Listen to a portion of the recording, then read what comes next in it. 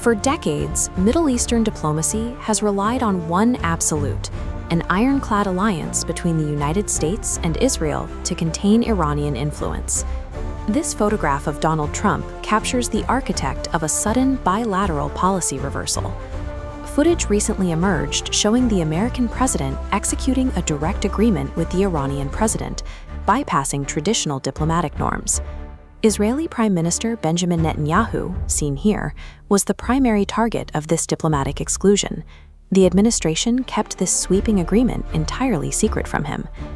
Looking at this panoramic view of Geneva, Switzerland, you see the type of neutral venue where the global media expected any such negotiations to occur. But the actual back-channel deliberately rejected the usual routes. Negotiators explicitly bypassed traditional mediators like Qatar to prevent intelligence leaks from exposing the talks. Instead, the connection rerouted eastward, finding a secure intermediary in Islamabad, Pakistan. While the resulting treaty contains 14 public points, the real ambiguity lies in the unrevealed hidden clauses. This sudden, secretive shift forces Israel to recalibrate its regional strategy without the support of its primary ally.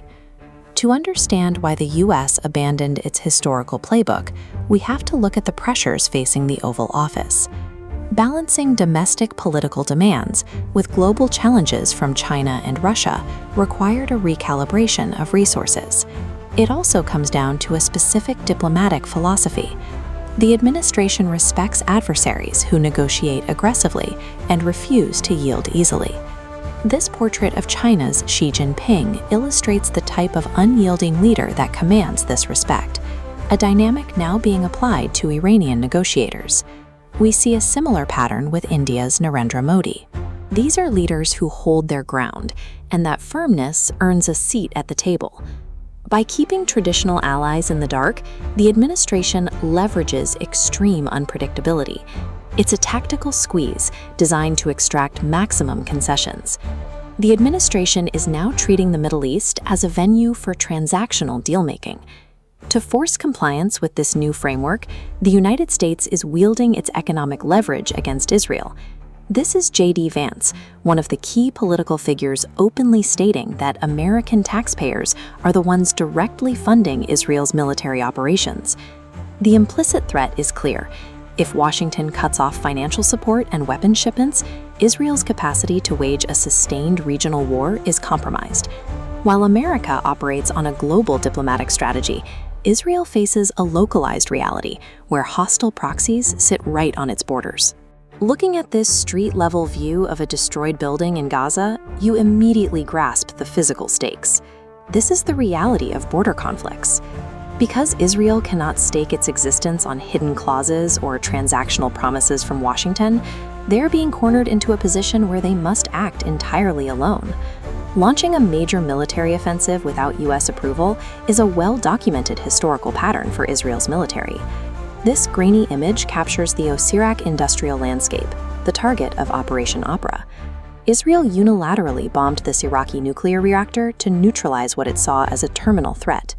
They executed that strike despite direct opposition from the American government, cementing a strategy of destroying the threat first and repairing diplomatic ties later.